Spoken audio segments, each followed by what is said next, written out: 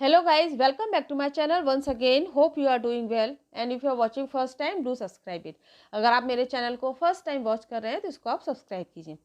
सो ना as usual SP Bakshi की series को हम कंटिन्यू करते हैं with examples, images and picture. So let's start. First one is comprise. Comprise means मिलकर बनाना, किसी को दो या दो से अधिक जो ऑब्जेक्ट्स हैं उनको जोड़कर एक करना. Now you will see in this picture. आप देखिए, फटाफट देखकर बताइए इस पिक्चर में आपको देखकर क्या लग रहा है. Means they are so many objects of bicycle. आपको यहाँ पर बहुत सारे ऑब्जेक्ट्स बाइसिकल के दिख रहे हैं अलग अलग. एंड फाइनली उनको जोड़कर एक ऑब्जेक्ट के रूप में, एक बाइसिकल के रूप में उनको फॉर्म करना. सो now the sense is clear. Comprise means दो या दो से अधिक चीज़ों को, ऑब्जेक्ट्स को मिलाकर उनको एक बनाना. ना इसका जो पार्ट्स ऑफ स्पीच, इसका जो पार्ट्स ऑफ स्पीच, इसका जो नेचर है वो आपका, इसका जो पार्ट्स ऑफ स्पीच, इसका नेचर जो है वो आपका वर्ब है. To consist of, to having as parts और मेंबर्स. मिलकर बना होना, सदस्यों या अंशों से युक्त होना या के अंतर्गत होना. Next, to form, to be part of something. किसी को बनाना या उसका पार्ट होना या उसका अंग होना. ठीक है. एंड नेक्स्ट चीज़ यहाँ पर आप देखिए कि the using of comprise and compose. Because most of the student जो है वो कॉम्प्राइज एंड कंपोज में कंफ्यूज होते हैं. So now you will see here. यहाँ पर आप देखिए comprise, to be made up of means किसी भी चीज़ का बना होना. And to make up means compose करना. जैसे एग्जाम्पल के लिए देखिए, the nation of Canada comprises 10 provinces and 3 territories.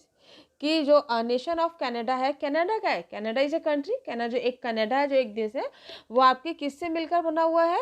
comprises of 10 provinces and 3 territories. ठीक है. बट यहाँ पर देखिए आप कंपोज मीन्स टू मेकअप, बनाना. 10 provinces and 3 territories compose the nation of Canada. कि 10 provinces and 3 territories हैं वो मिलकर किसको बनाती हैं? वो एक कंट्री को बना रही है और वो है आपका कनाडा. मीन्स जब आप एक चीज़ है और उसके कई सारे पार्ट्स हो जाएं, है ना, तो उस चीज़ के लिए आप क्या बनेंगे कि ये चीज़ इतने सारी चीज़ों से मिलकर बनी है. वहाँ पर आप क्या वर्ड यूज़ करेंगे? कॉम्प्राइज. बट जब प्रोविंसेस एंड टेरिटरीज मीन दो या दो से अधिक चीज़ें मिलकर एक बना रही है तो वो वहाँ पर आपका कंपोज होगा. जैसे एग्जांपल के लिए अगर आप पोएम जैसे हम लोग यूज़ करते हैं, this poem is composed bye, ये वाली जो पोएम है वो किसने कंपोज की है? By the Wordsworth, by Shelley, whatever, कोई भी पोइट आप उसको ले सकते हैं. तो मेकअप मीन्स कंपोज करना and comprise means to be made up of, किसी भी चीज़ से बना होना. दोनों में थोड़ा सा डिफरेंस है, इसीलिए मैंने एक ही सेंटेंस को दो तरीके से यूज करके आपको समझाया है. So I think the word comprise and compose is clear to you. आपको ये वर्ड जो है कॉम्प्राइज एंड कंपोज का जो बेसिक डिफरेंस है वो आपको क्लियर हो गया होगा. चलिए let's see some synonyms and antonyms. Synonyms, to include,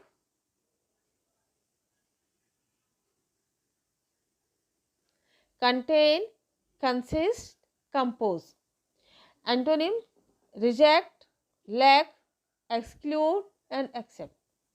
Now let's see some examples. चलिए हम कुछ इसके हम examples देखते हैं.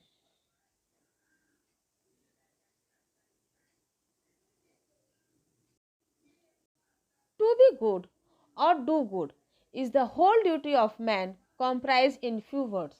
मीन्स अगर हम कुछ शब्दों में बोले तो टू बी गुड, अच्छा होना, एंड डू गुड और अच्छा करना, is the duty of a man. किसी व्यक्ति, हर पर्सन के लिए. इट इम्प्लाइज, ये जो है वो आप अप्लाई करता है फॉर ईच एंड एवरीवन, हर किसी पर ही अप्लाई करता है. Next one is, a clause is comprised of group of words which includes a subject and a predicate. Subject and predicate तो आपको पता ही होगा क्योंकि a sentence, what is sentence? Sentence क्या होता है? Sentence is a group of subject and predicate, है ना. Subject और predicate से ही मिलकर आपका क्या बनता है? Subject बनता है. तो clause is a comprise. Clause में क्या क्या होता है? एक मेन आपका subject होता है और आपका predicate. Now next one is, women comprise 62% of the staff. कि वीमन जो है वो स्टाफ में कितना उनका परसेंटेज जो है वो 62%. और कॉम्प्राइजेज, सर यहाँ पर आपका एक वर्ड जो है वो आपका मिसप्रिंट हो गया है, अ हाउस।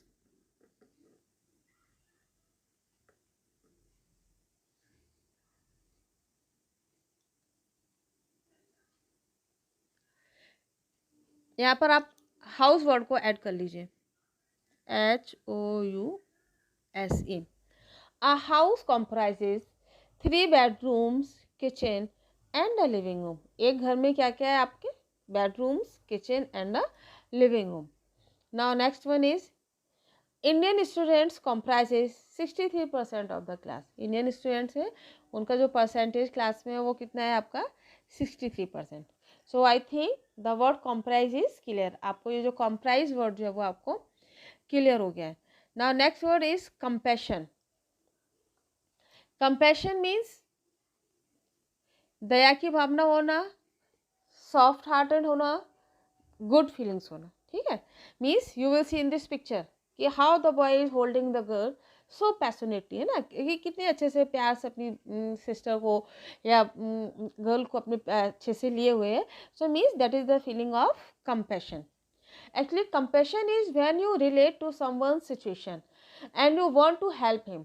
कंपैशन क्या होता है कि जब आप किसी की सिचुएशन से अपने आप को रिलेट करते हैं and you want to help him, और आप उसकी हेल्प भी करना चाहते हैं। You see someone in trouble, आपको लग रहा है कि कुछ लोग जो है, कोई पर्सन जो है वो आप इन अ ट्रबल, वो कष्ट में, परेशानी में है, and you feel like pitching. और like pitching, pitching in means आपको भी वैसे ही पिचिंग हो रही है, आपको भी वैसे ही फीलिंग हो रही है, आपको वो जैसे वो फील कर रहा है कि वो परेशान है, आप भी उसी कंडीशन में उस तरह से आप फील कर रहे हैं। So that is called as a compassion and this is a word for a very positive emotion. और ये जो वर्ड है ये आपका बहुत ही पॉजिटिव इमोशंस के सेंस में यूज होता है। एंड इसका जो ओरिजिन जो है, compassion word drives from the Latin word. Compassion word जो है वो आपके एक लैटिन वर्ड से ड्राइव हुआ है, वहाँ से आया है। It means to suffer together, means एक साथ सफ़र करना, एक साथ फील करना। ठीक है, so I think compassion word जो है वो आपको क्लियर हो गया। Now let's see some synonyms. kindness, sympathy, clemency and commiseration।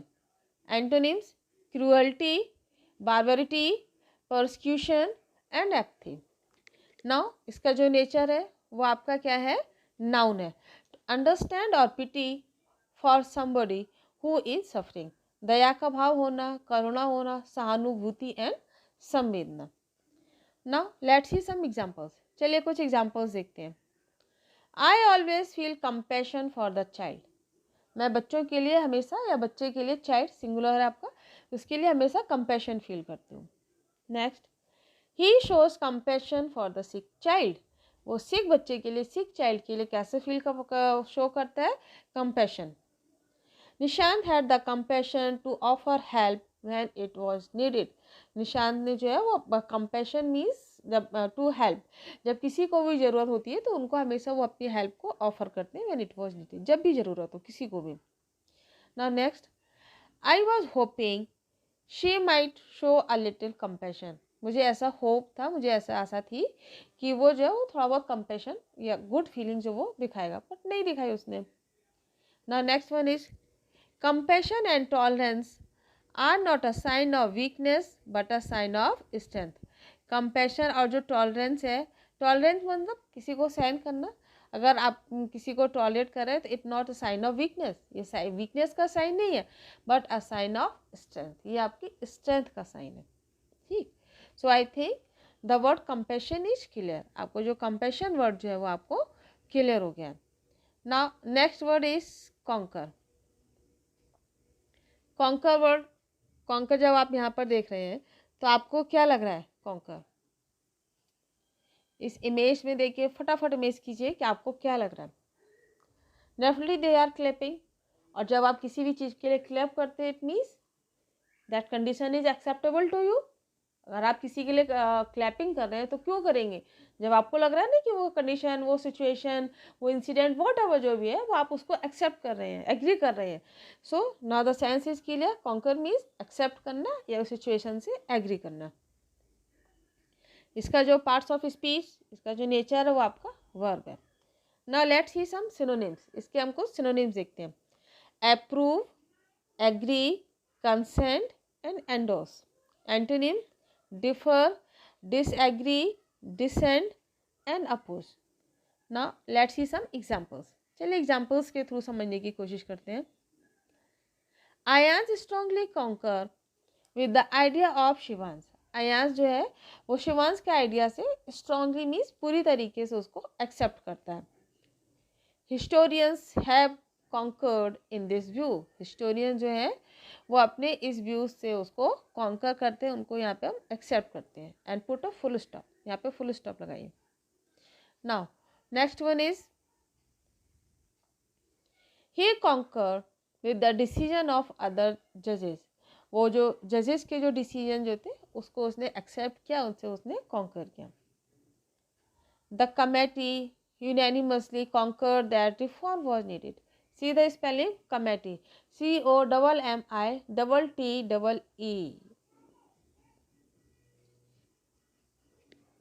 It is misprint. So and unanimously. Unanimously means सर्वसम्मति से होना है ना. तो कह रहे हैं यहाँ पे भी TEE कर लीजिएगा. There are so many mistakes I think. EE unanimously means सब सम्मति से होना. तो कमेटी ने ये सब सम्मति से एक्सेप्ट किया कि कुछ रिफॉर्म्स की ज़रूरत थी. Now next one is he was concurred with this assessment. वो इस असेसमेंट को वो एक्सेप्ट करता है. So I think the word concur is clear. Concur means accept करना, सहमति देना. Now next one is commodious. यहाँ पर ये आप पिक्चर देखिए, फटाफट इमेज करके आप बताइए कि आपको इस इमेज को, इस पिक्चर को देखकर क्या लग रहा है. What do you feel. आप जब इस पिक्चर को, इमेज को आप इसको देख रहे हैं तो आपको क्या फील हो रहा है. यहाँ पर आपको सारी चीज़ें आराम से, सोफ़ा, बेड, रूम, वो आपको कैसा लग रहा है. Very spacious, neat and clean and spacious. Rumi, बहुत बड़ा सा रूम भी दिख रहा है आपको, स्पेसियस भी दिख रहा है, आरामदायक, लग्जरियस भी आपको दिख रहा है. सो now the sense is clear. Commodious means roomy and spacious. Now इसका जो parts of speech, इसका जो nature है वो आपका adjective है.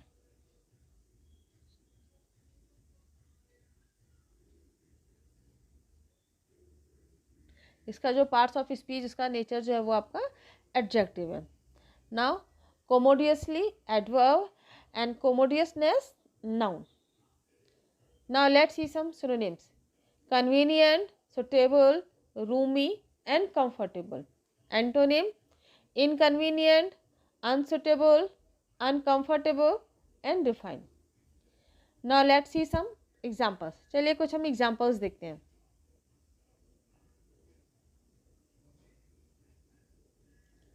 The hotel suite, not a sweet. Sweet means यहाँ पर मिठाई नहीं है. यहाँ पर आप जो SWEET नहीं है, SUITE, sweet. The hotel suite provided for the ladies was exceedingly comfortable and commodious.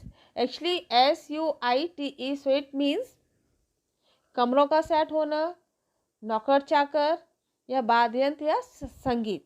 इसको हम कई सेंस में यूज़ कर सकते हैं. तो उनके लिए जो होटल, जो रूम आपको जो प्रोवाइड किया गया था, तो यहाँ पर hotel suite means hotel room. वो that was exceedingly comfortable and commodious. वो बहुत ही रूमी था, लग्जीरियस था, कंफर्टेबल था एंड कोमोडियस था. Now next one is the commodious banquet was in a large hotel and was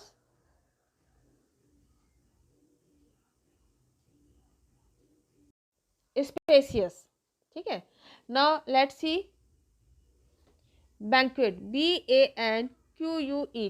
Banquet means सामूहिक भोजन जहाँ पर आपके भाषण वगैरह, स्पीच वगैरह दिया जाता है. That is called as a banquet. The commodious banquet was in a large hotel and was spacious. कि लोगों का जो कॉमेडिया, जो बैंक्वेट जो ऑर्गेनाइज किया गया था, तो it was in a large hotel. ये बहुत बड़े लार्ज होटल में ऑर्गेनाइज किया था. And was it very spacious, और ये बहुत स्पेसियस भी था. Next one is they move to a more commodious dwelling. वो जो मूव कर गए एक मोस्ट कॉमोडियस ड्वेलिंग मीन्स उन्होंने बहुत अच्छा सा घर अपना ले लिया. Next Now next one is the new house that they provide is commodious and in a way very first class. उन्होंने जो न्यू हाउस जो लिया है that is very commodious or very first class, a very good house. Next, the harbor is safe and commodious. Harbor जो है वो कैसा है? Safe and commodious. So I think the word commodious is clear. आपको जो commodious word है वो आपको clear हो गया है. Now next word is collision. Collision means टकराव. ठीक है, यहाँ पर आप ये देख रहे हैं कि how two planets are going to be in a collision condition, कि कैसे वो दोनों प्लैनेट जो है वो टकराने की कंडीशन में आपको इस स्थिति में दिखा रहे हैं. सो नाउ कोलिशन एक ग्रह के ऑब्जेक्ट के रूप में हम इसको यूज नहीं कर सकते, but it can be in any other senses also. आप इसको दूसरे सेंस पे भी यूज कर सकते हैं. नाउ इसका ओरिजिन हम देखते हैं. Collision comes from the Latin cord together and a ladder to hurt by striking. When a train hits a car, that's a collision. कह रहे collision जो है वो आपके एक लैटिन वर्ड से आया है. इसका मतलब है together and a ladder to hurt by striking means टकराने से किसी को hurt होना. When a train hits a car, जब कार ट्रेन किसी कार को हिट करती है, that is also a collision. An asteroid hurtling toward the earth is on a collision course. जब वो एस्ट्रॉइड जो है अर्थ से कहीं से टकराता है, that is also called as a collision course. With our planet, collision also works for abstract conflicts. Collision जो है वो abstract conflicts के लिए भी यूज होता है. Abstract conflict means when two persons they are opposite to each other but they are not fighting. Fight नहीं कर रहे हैं बट उनके व्यूज में उनके ओपिनियन में आपका conflict है. That is called as a abstract conflict. To get violent or hurt your brain somehow, like the collision between two politicians during a debate or the collision of colours in your outfit. ठीक है, तो it means collision word जो वो आपके outfit में भी, आपके views में, आपके ओपिनियंस में, किसी ऑब्जेक्ट्स के टकराव में, तो it can be use in many sense. आप इसको कई सेंस में यूज कर सकते हैं. इसका जो पार्ट्स ऑफ स्पीच, इसका नेचर जो है वो आपका नाउन है. Next, collisionally means adverb. Now let's see some synonyms. Encounter, clash, conflict and dissenting. Antonym, agreement, harmony, compatible and union. Now let's see some examples. चलिए कुछ examples देखते हैं. The car exploded a few moments after the collision. कि जैसे ही car किसी object से टकराई, collision के बाद वो तुरंत ही एक्सप्लोडेड हो गई. As a result of the collision, one of the passenger was thrown out. जैसे ही कुछ ट्रेन में कुछ लोगों का कन्फ्लिक्ट हुआ, आपस में कुछ बहस हुआ, एक पैसेंजर को बाहर उठा के फेंक दिया गया.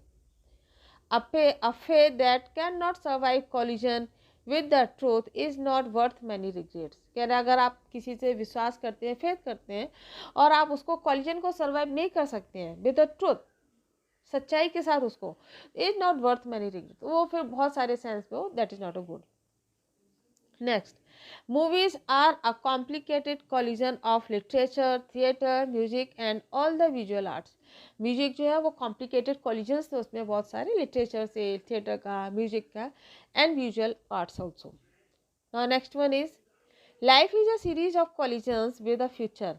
It is not the sum of what we have been but what we earn to be. कह रहे लाइफ जो है वो हमारी किसकी सीरीज चलती है? कॉलिजन. मीन्स हमारे लाइफ में जो है वो टकराव चलते ही रहते, मीन्स उतार चढ़ाव चलते ही रहते हैं. कभी अच्छा होगा तो कभी बुरा भी होगा. फ्यूचर मतलब भविष्य में भी हो सकता है. And it is not the sum of what we have been. जरूरी नहीं है कि आज जो भी कुछ चल रहा है वो हमेशा अच्छा ही चलता रहे, या आज जो कुछ बुरा हमारी लाइफ में चल रहा है तो वो भी चलता ही रहे. नहीं, ये ऊपर नीचे आपका चलता रहता है. So now I think the word collision is clear. ऊपर आपने एक वर्ड पढ़ा था ऑन अ कॉलिजन कोर्स, उसको भी थोड़ा सा मैं एक्सप्लेन कर देती हूँ. On a collision course it is used as an idiom. ये आपका एक इडियम की तरह यूज होता है. It means having very different opinions, aims and therefore likely to strongly disagree और फाइट. कि किसी के साथ बहुत स्ट्रांगली आपके जो ओपिनियंस जो विचार होते हैं और समटाइम्स उनमें फाइट की कंडीशन भी आ जाती है, so that is called as a collision course.